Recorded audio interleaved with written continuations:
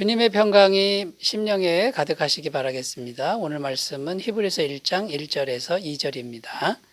옛적의 선지자들을 통하여 여러 부분과 여러 모양으로 우리 조상들에게 말씀하신 하나님이 이 모든 날 마지막에는 아들을 통하여 우리에게 말씀하셨으니 이 아들을 만유의 상속자로 세우시고 또 그로 말미암아 모든 세계를 지으셨느니라. 아멘.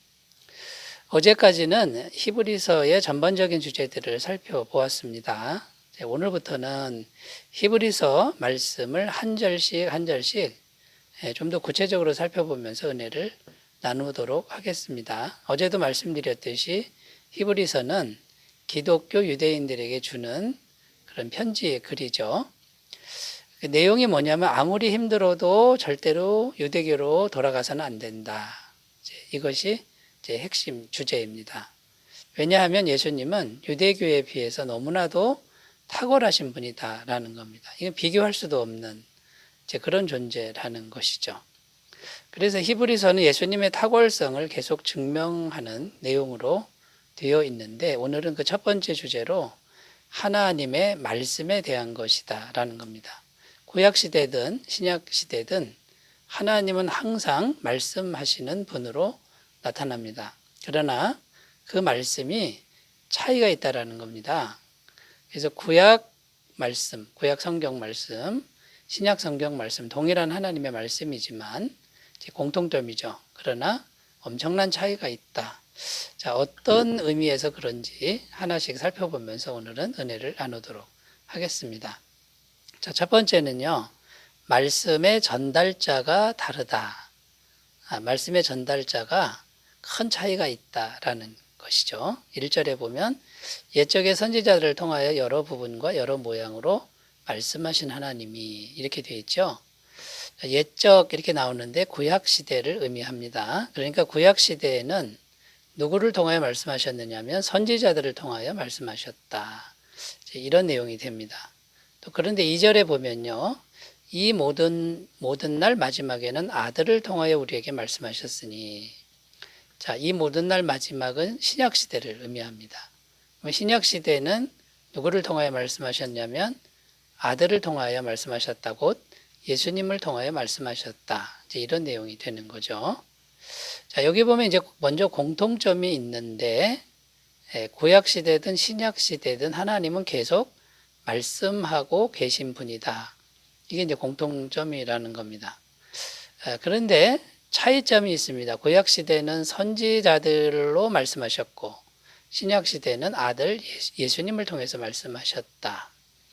자, 여러분 이게 엄청난 차이라고 지금 말하고 싶은 겁니다. 히브리서 기자는.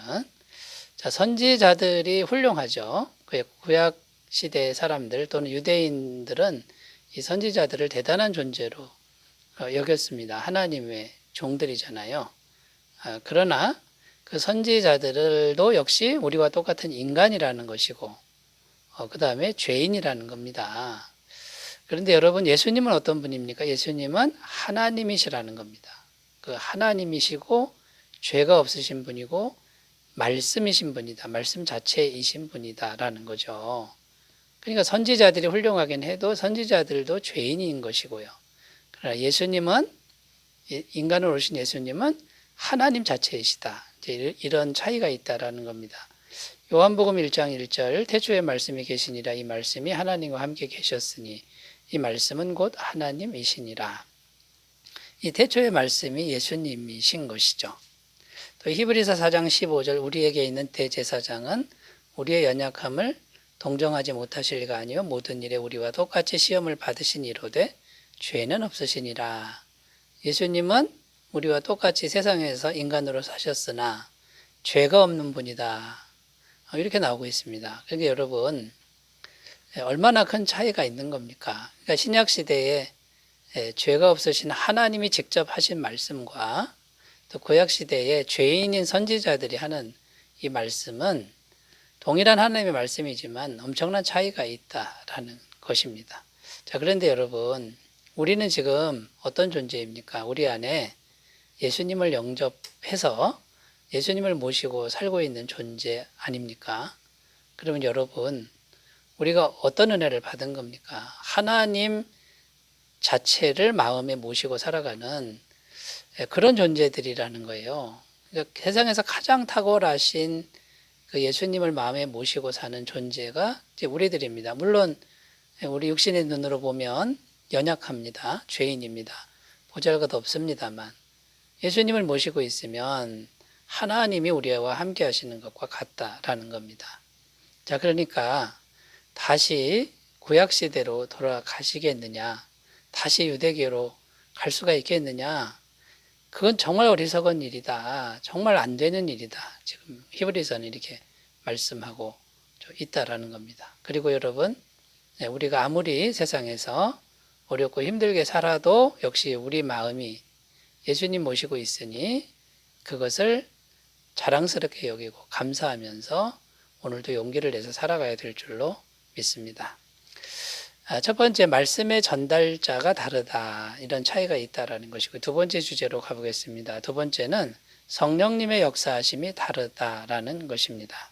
구약시대는 선지자들에게만 성령님이 임하셨습니다. 그것도 영원히 임한 것도 아니고 사명이 다할 때까지 한시적으로 임했다라는 것입니다. 그래서 사람들은 구약시대 사람들은 선지자들을 통해서 말씀을 이제 들었는데 한시적으로 들은 것이죠. 그러나 신약시대는 완전히 다릅니다. 이 신약시대는 각 사람이 직접 하나님의 말씀을 들을 수 있게 됐다라는 것이죠. 왜냐하면 각 사람에게 성령님이 임하여 계신다라고 증언하고 있는 겁니다. 요한복음 14장 17절 그는 진리의 영이라 세상은 능히 그를 받지 못하나니 이는 그를 보지도 못하고 알지도 못함이라.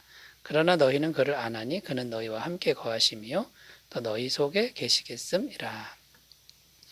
성령님이 우리 안에 이미 계시고 영원히 거하신다. 이렇게 되어 있죠.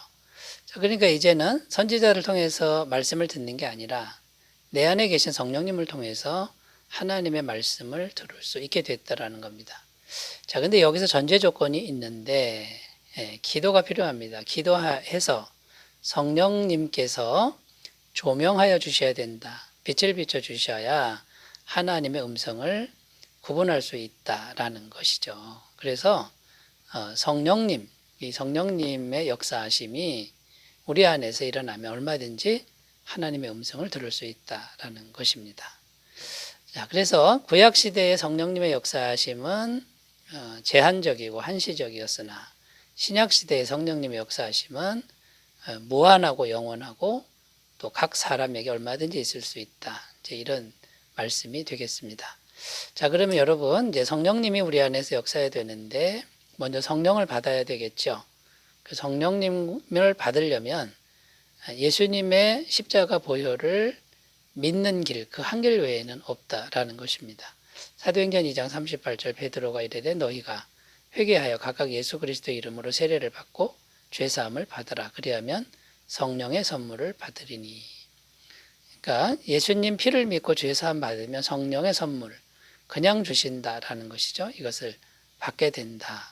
이렇게 약속하고 있고요. 두 번째는 성령님이 우리 안에 계시는데 대화를 해야 됩니다. 성령님께 자꾸 말을 걸고 기도를 해야 성령님이 강하게 역사한다라는 것이죠. 우리가 말 걸어주지 않고 대화하지 않으면 성령님은 가만히 계신다라는 것을 꼭 유념하셨으면 좋겠습니다. 요한복음 14장 26절 보혜사 곧 아버지께서 내 이름으로 보내실 성령 그가 너에게 모든 것을 가르치고 내가 너희에게 말한 모든 것을 생각나게 하리라.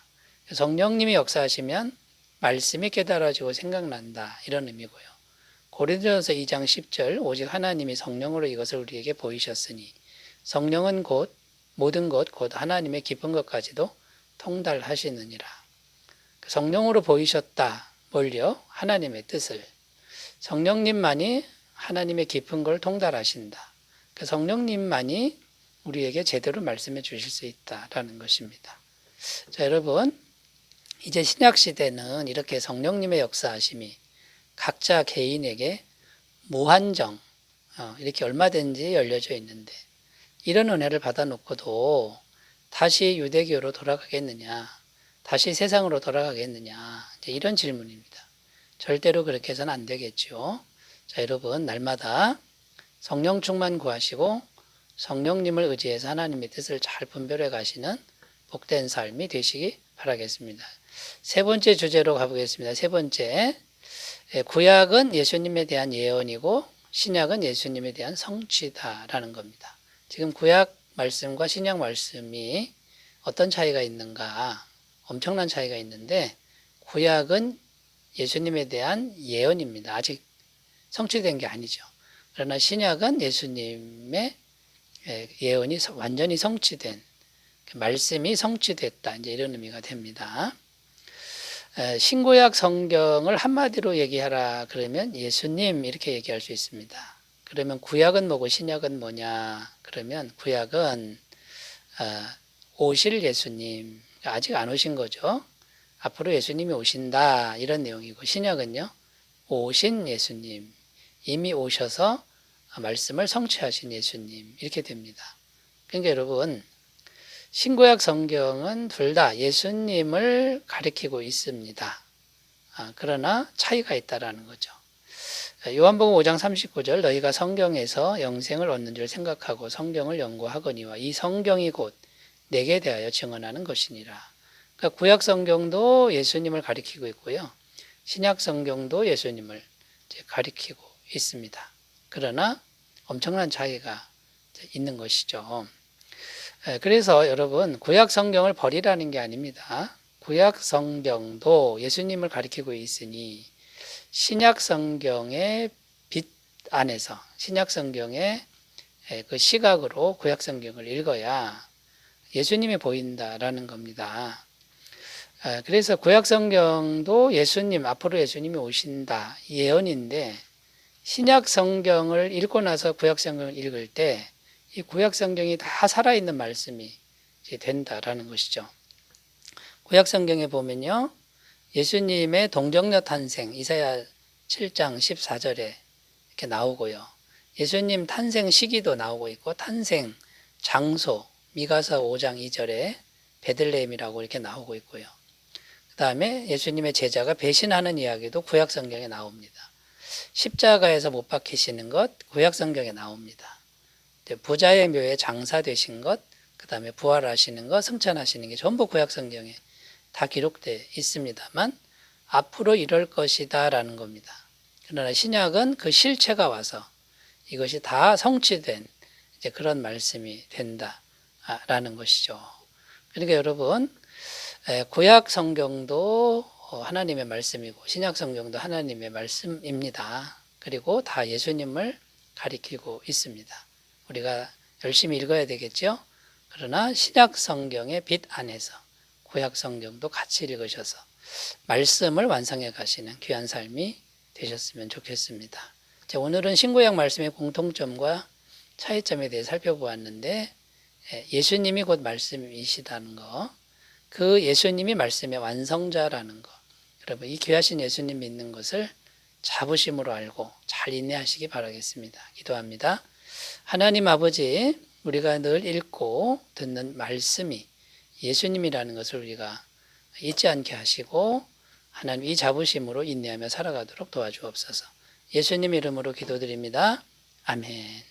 좋은 하루 되시기 바라겠습니다. 감사합니다.